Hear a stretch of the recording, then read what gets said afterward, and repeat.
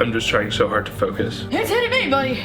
Oh, my vision's getting blurry. I'm not doing okay. This is really hard. This isn't fun anymore. Welcome to Hot Ones. It's the show with hot questions and even hotter wings. And even hotter interviewers and interviewees. Don't interrupt. Sorry. Keep My going. name is Maya Holtz, and the interview is going to be Joshua Romero, age 26, and my fiance. We've been together for 6 years. This is his birthday gift. Are you nervous? How do you feel? I mean, I'm gonna crush it, I think. Hopefully, we both don't die. I think we will. Okay, great. All right. Okay. That's really good. Good, it does start a little hotter than I expected it to, though. I'm nervous. We got it. So to start off, Mm-hmm. I want you to talk about your film portfolio. You've made a lot of videos. Mhm. There's a major standout in comparison to all the other ones, and that is Terminator vs. Teletubbies. Heck yeah, my first one. Despite you being the age, how old were you? Probably 13. I remember I was in middle school. At the ripe age of 13 years old, what were key memories making it that you reflect on? Was there a game plan? And was it the directing or editing that made you really excited? Especially now looking back in hindsight. Funnily enough, there was a script. We spent a lot of time on it. Wait. A terrible thing because it sucks. My parents had like a point and shoot camera and like we just went around and like filmed it and like we had an idea. It was like a 12-minute movie. We had no idea what we were doing because it was our first time ever doing it. So we just kind of had fun. I also learned a little bit about like legality of filming because at one point we tried to bring prop guns to a zoo and they told us we couldn't do that. So we had to use finger guns. And then at that moment I learned that you have to be responsible. So that's what I learned. And was it the directing or editing that you preferred? I think at that time it was editing because it was just a lot of fun. There were no rules. Anything was on the table. And we got weird. Like we were playing around with like vocal filters and like effects that you could download online, but we didn't have any money. So like we would just download the previews that said like Pond 5 or like Shutterstock on them and just use those. We just put them in. I didn't know that. For like explosions and stuff. So it was amazing. editing was the most fun part. Amazing. Great job. Shall we move on to the next wing? I'd love to. So we got this tropical hot sauce. I'm actually really excited for this one. Whenever I got you this gift, I was most looking forward to this hot sauce. 4,000 Scoville heatness things. I wonder if like ours will be a little bit easier because it's not totally coated, but I'm definitely trying to get like a good amount on there. Mm-hmm. I love that one. Mm-hmm. All right, what's next? Mr. Romero, Yes. you say that lyrics are the least important part of a song, but many would disagree. Like, a lot would disagree. But plead your case. And on top of that, has there been a song that has moved you to tears by sounds alone? Okay, first part. I'm sure many people have a favorite song that's in a different language. Like you have no idea what it's saying. A lot of time people too will also like listen to instrumentals. But like how often do you ever hear people just listen to a solo singer? A lot of the time, lyrics are what make a song mean so much to somebody. So is there a song that like makes you cry anytime you hear it? The only song I've ever cried to, and I listened to it like live in a concert, was the Eyes on Fire remix by Zed's Dead. It's literally like a dubstep song. That made me cry. Wow. Great. On to the next one. Let's do Good this. question. That was Nice. funny. Thank you. The one before it was 4,000. So now we're at 16? Yeah, 15. 15. 15.5. Amazing. Ooh, that was a good one. All I just want to know how it is. right, cheers. A little bit harder. And it kicks up the heat for sure. We have so far surpassed DJ Khaled. Yeah. Let the record show that we... We the best. I mean, my whole thing is like, we're from New Mexico, right? We're like, heat is like kind of part of everything we eat, which like, there's different kinds of heat for sure. But I'm just like, I feel like they give us a leg up. You know what I mean? It definitely does. So Joshua, Yeah. you've never had to work in the service industry before, but you've been around a lot of brands, or should I say clients, that you have to please and make sure that they are happy with the things that you create. What are war stories have made you feel like it has added some valuable life lessons that you wouldn't have otherwise learned? There's one client that I know has been like disappointed. We were developing a website. The developer who we used just like couldn't actually achieve it. And then like we had to essentially say we have to restart the whole website over, and we did it on the due date. That was really the only time that I think someone's been mad. But like it also wasn't even that bad. Like I've never been chewed out, which is good. Like that's lucky. I think like a lot of that is like attributed to like our team and our competency and like our ability to actually like make good stuff. I think the biggest thing I've learned from it is just like communication is like so important at like every aspect. Like over communicating is what you need to do. That's the key lesson here. You've heard it here, folks. For the first time ever, communication is key. All right, let's do the next one. 33,000, so it's like kind of double. It's double the last one. Yeah. You doing all right? The first three have been fine. I'm now gonna know what my cutoff is Scoville-wise. Yeah. So I'm looking forward to that. But I feel like you're... Whoa. Zam. Cheers. Ooh. That was delicious. Oh my god. I'm gonna go. Yeah, can I have some more of that? Why don't people talk about the flavor of these more? It's actually creeping up. It's like showing up more now. All right, what's next? All right. The Pit has been together for 5 years. Yes. We've all grown as changed as people, and we're all working towards lifelong goals. They've come a long way from Key Conundrum. What is a snake pit story that you're excited to share with your kids one day? Oh, that's a cute question. I mean, I definitely think of like some of our early memories, because like the snake pit, and for people who don't know, the snake pit's like our tight group of friends. That's what this tattoo is, the snake that runs up my arm. I'm going up on my ear. I always think back to some of the earliest memories where it's like, you know, the first movie we made together, Key Conundrum, because that was funny, and I feel like we quote a lot from that. But also too, like the 48s that we've done are a lot of fun. I mean, kind of like Terminator versus Teletubbies too. Like a Key Conundrum was funny because it was kind of like everything was on the table. And like we had to do a noir film, and like we were just being stupid the whole time, and like the story was so dumb. I don't know too, I think just like sharing that like we have a group of friends who are all like really trying to do something like for themselves and like are taking charge of their own lives is like just a good group of people to have. It's nice to be surrounded by people like that. It is. All right, next one. 46,000. So this was 33, and this is... Yeah. This one was not spicy. I think this one was spicier than this one.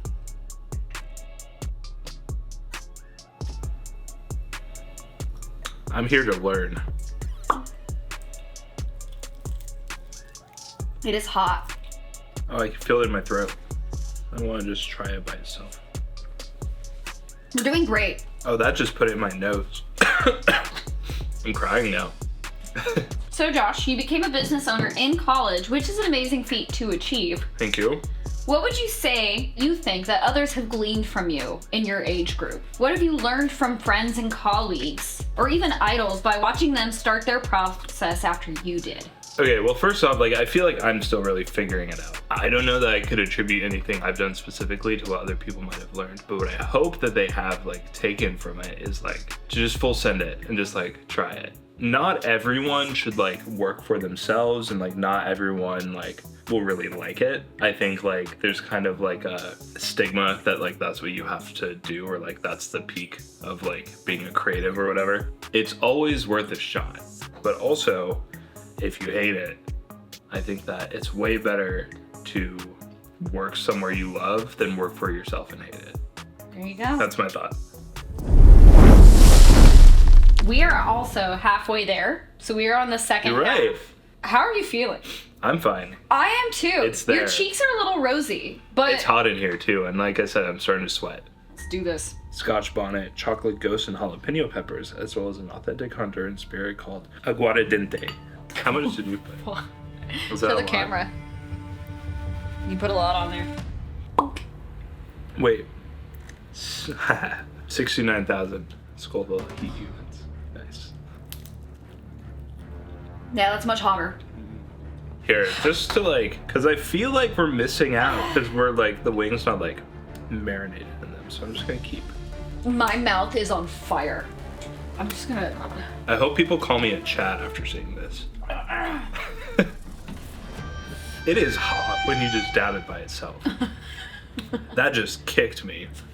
We're doing good. It's not the hottest thing I've ever had though, so... It's gonna get tough. I As an advocate for a Flagstaff-based pit palace, what are some themed get-togethers you would want to host for the ones you love? Is there a sort of get-together you feel as if would be a blast to create someday? One thing I have always wanted to do is like, because like a lot of our friends are like creatives in some way, doing like a black tie, you have to wear a tuxedo, like something really fancy, movie premiere, and art gallery, but with the first things we ever made. So just like terrible work, and just watch some terrible stuff that we've made. We would put Teletubby versus Terminator on the big screen. We could have like a photo gallery with some of the first photos that you ever took, or like the like lyric videos that you made in like elementary school. No. And definitely in Flagstaff, that feels like the right place for it. Yeah. This is funkin' hot. Funkin' hot. What is the Scoville on this? 103,000. I'm getting nervous. We're getting up. I'm gonna start trying to take bites without because my lips are chapped and they're not doing okay. I am actually pretty impressed that I've made it this far though. I am tougher than DJ Khaled. Just remember, just because you stop doesn't mean you gave up. I promise you, if I stop, doesn't mean I gave up. Yes, it does. By definition. By definition. Oh, it's tasty.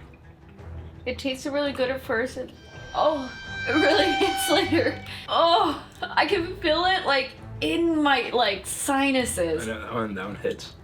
Oh. It's everywhere in my mouth right now. Are you gonna be able to ask me the questions? That's what I've been nervous about. Are you still trying not to? I'm gonna make it. I'm not gonna hit the milk. I'm tearing up. That one hit me. This isn't fun anymore. So Josh, this next segment we like to call Explain That Gram. Ooh. Where we take a photo from your Instagram. We have you explain it. I'd like you to explain this one. Oh, that's a good one. So one time at my church, this was when I was kind of starting to explore videos more. GE, like General Electric, did this giveaway where like you could make a music video to the song Good Time by Alan Jackson. And the best music video would win an entire industrial kitchen set. So we entered that competition. I made the video. But do you know like how when like you start making videos, you always put like just goofy stuff in it? Like someone's wearing something on their head, or they're wearing silly glasses, or like a wig. So everyone in this video did that. There was like 10 people. We had like a coordinated dance that we did. But then too, like we were like, let's just get some B-roll of people just being dumb. So like we all went to the kitchen and just messed around. So you have my sister here who got soap on her face, probably from Kirk, who's right behind her, looking like a creep in a cowboy hat. Probably just like, and then, but the best part of this is Sally. It's my grandma in the back, wearing a strainer on her head and eating a literal block of sugar. I like Sally in the background. All right, let's do this. I've been transcended. I feel like I'm on drugs. It wasn't like a gradual. It's just I got punched. This is Da Bomb. Yeah, Da Bomb is the one that I'm always scared about. The one that everyone hates. This one's 135. So how much of a jump is that from? 35,000. They made a non-extract version, and apparently this one tastes good. My nose is leaky. Yeah, I'm leaking everywhere. It's gonna be a lot of fun. Honestly though, I'm doing okay. I'm salivating like no other. This is gonna be something that we're gonna show our kids one day. Look at how stupid your parents were. Son, don't do this. Still going for it. I'm trying to prove a point. I have like a good amount. Yeah, here we go. I mean, it still doesn't taste good. Oh my god, it hit my nose. I want to literally just drink the blue cheese. It's under my tongue. This sucks. Oh, what you got?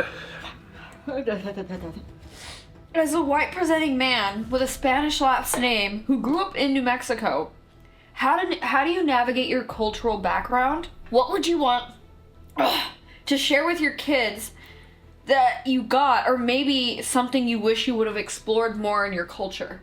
I said it. You said it. I'm a Burqueño. Turkey crab. And that's me. You know, like we always say like, oh, New Mexico sucks with this and sucks with that, but it's like as soon as someone talks crap about New Mexico, I'm like, you shut up. You shut your. It's a great place. Like New Mexico is my home. Like I definitely do identify as both white and Mexican. I do wish I could speak Spanish, and that is something that I want to learn. And I do also want to, because the question asks too, like, what do you want to pass on to your kids? And I want my kids, especially from an early age, to like know Spanish, because like it's so hard to learn a new language when you're older. All right, let's do the next one. This one I'm concerned about. 642,000. Oh my god. We just went from 135,000. Oh my god. That might have been a mistake. Yeah. I kind of have a lot on mine too. I'm a little nervous. All right, here we go. Pucker Butt Pepperco. Let's do Unique garlic. It does taste very good. I'm doing okay. Yeah, why is that one all right? When I said I was nervous about all of this, I meant me. I knew you would probably handle this fine. Ah! That's rough. Okay, it's not hitting me. I wanted to try by itself. It's hitting me, buddy. Oh my god.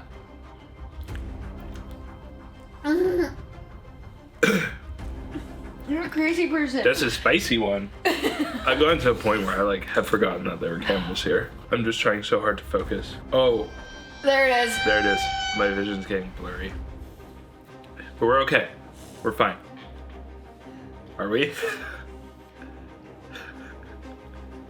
Okay. I might be a biased interviewer, I need this. I'm gonna make it. I'm not gonna hit the milk. but I think you're funny.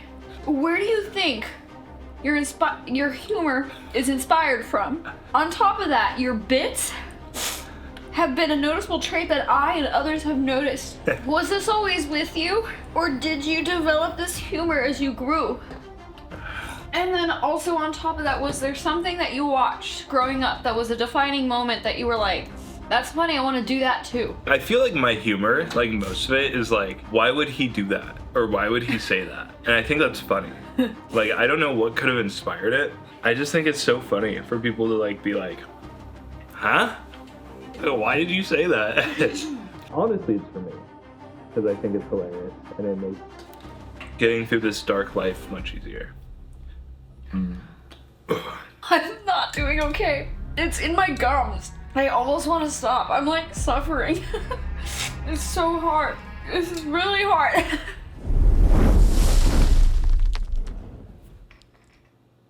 Are we This not one's- even going to talk about it? I forgot. This is the last one. My stomach is like burning right now. I've never felt this before. You know, maybe the real challenge wasn't the hot sauces, but the tummy aches we beat along the way. Wow. Do you want to do a last dab? Like, do you want to put a little bit extra? I think we should. Okay. I have enough. It says Scoville heat units is still TBA. So we don't know where we're at with this. I have so much spit in my mouth. Maya, we did it. Honestly? Whoa. Oh my god. We're doing it. Are you gonna do all of that? And the last step. That's a lot. My goodness. I will achieve Chad status by the end of this. I think I have enough. I think everyone can agree that I have enough. Down the hatch. Okay. I'm gonna read the question before it hits me. It does taste pretty good. Now, Josh, one of your main quotes in your collection of one-liners is, "Nobody deserves anything." How has this motto shaped the way you've grown up, whether it be in school or building a business? Does this motto impact your decisions day to day? And do you think it propels your work ethic or hold you back from something else? Where's the oat milk? It is under my tongue. This is the worst one. This is the worst one. Wow. Holy shit.